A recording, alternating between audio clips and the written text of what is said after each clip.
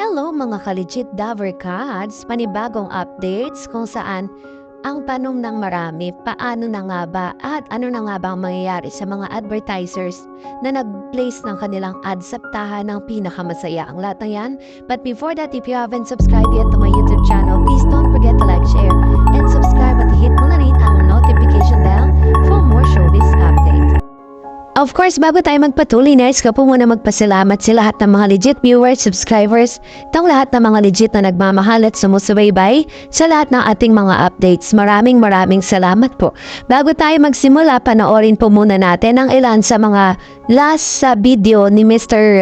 Or ng tahanang pinakamasaya. Let's watch this. Man ang gawin mo at anumang problemang kakaharapin, do everything for love.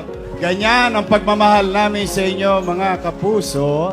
Araw-araw kami ni Paulo at ang TP Family and Tape Incorporated maghatid ng tahanang pinakamasaya sa bawat pamilyang Pilipino. Mismo, At siyempre, thank you sa ating mga advertisers and supporters at mga kapuso natin. Tama kayo. Maraming salamat po. Ito po ang grand na Sabado. Yes! Isa na namang Sabado, hindi natin malilimutan. Lahat ng ito ay alay namin para sa inyo mula sa pamilya ng Tape Incorporated. Ang tagahatid ng tulong saya at Anli Sorpresa mula pa noong 1979 sa pamamagitan ng Itbulaga hanggang ngayon dito sa Tahanang Pinakamasaya!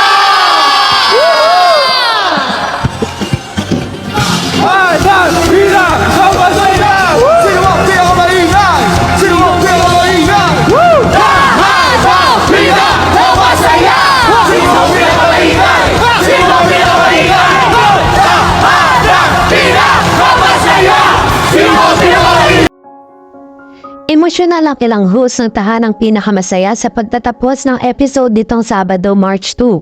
Sa gitna ng mga espekulasyong sisibakin na ang noontime show sa GMA7. At tahanang pinakamasaya ang ipinalit ng Tape Incorporated sa Itbulaga nang magdesisyon ang korte na sina Tito Soto, Vic Soto at Joey De Leon ang may karapatan sa naturang titulo.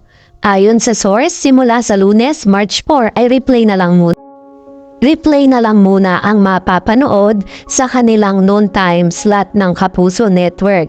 Samantalang noong Sabado, nagpapasalamat ang mga host na sina Paulo Contis at Isko Moreno sa viewers at sa mga advertisers ng tahanang pinakamasaya.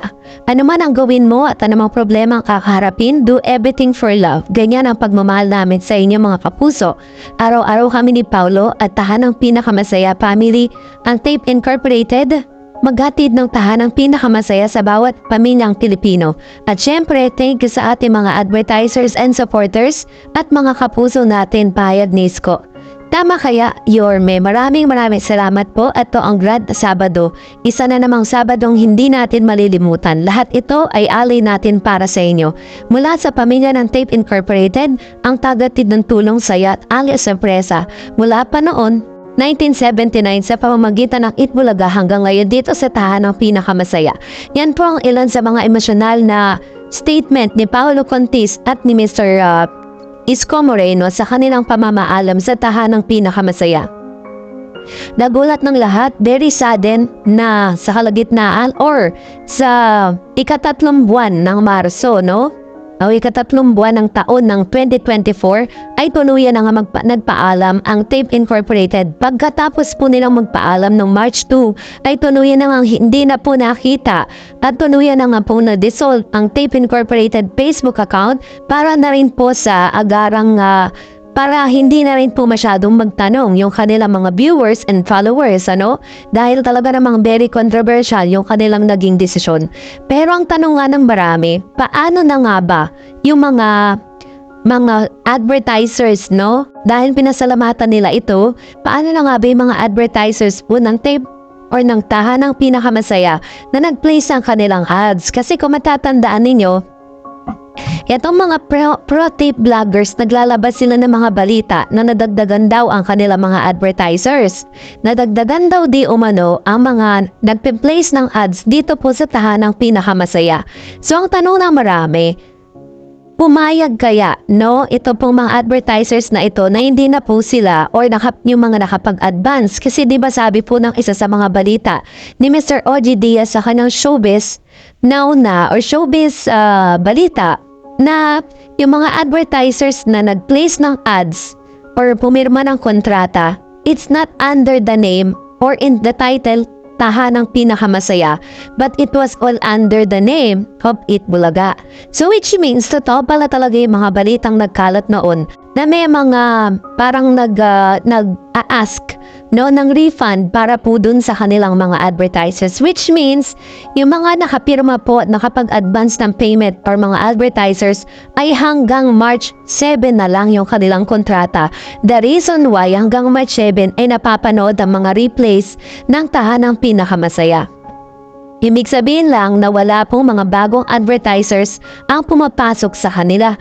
Bagkus tama po yung mga sinasabi natin noon na yung mga advertisement na meron po ang TP, ito po yung mga advertisers na nakapagbayad ng advance, kaya po wala pong refund na magaganap ngayon dahil tinapos lang po nila yung kanila pong mga kontrata. So yun po yung ilan sa mga updates na inilabas ng Abante News patungkol sa bagay na yan. Pero ito na nga, dahil katulad po ng inaasahan ngayong araw ay maglalabas nga ng statement ng GMA Network patungkol sa bagay na ito.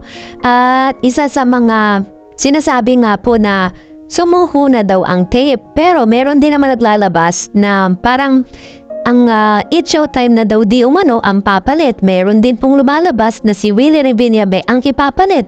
Samantalang sabi po ng isang online news ng kami.com at ng Abante News na si Willie Revillabe ay lalabas sa TV5, no? At sa para po ipalabas muli yung kanyang noontime program. At hindi po pinili ng tape ng GMA Network na ipalabas ang It's Showtime sa kanilang network.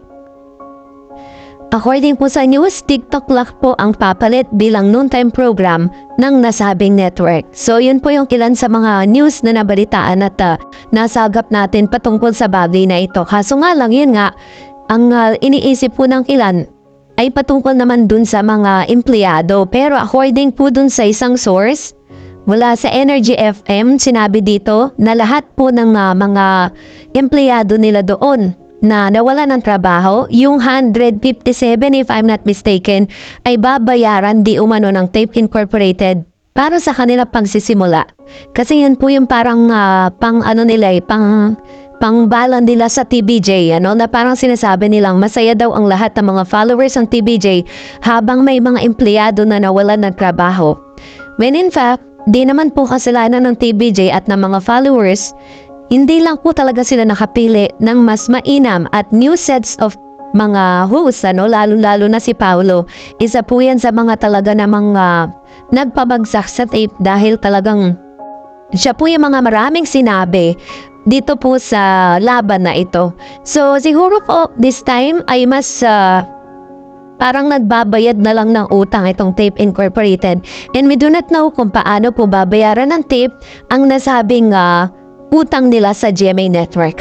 And that's it for today. For more videos and updates, please don't forget to like and subscribe. And please don't forget to follow my Facebook page, Dark Edge TV. God bless everyone!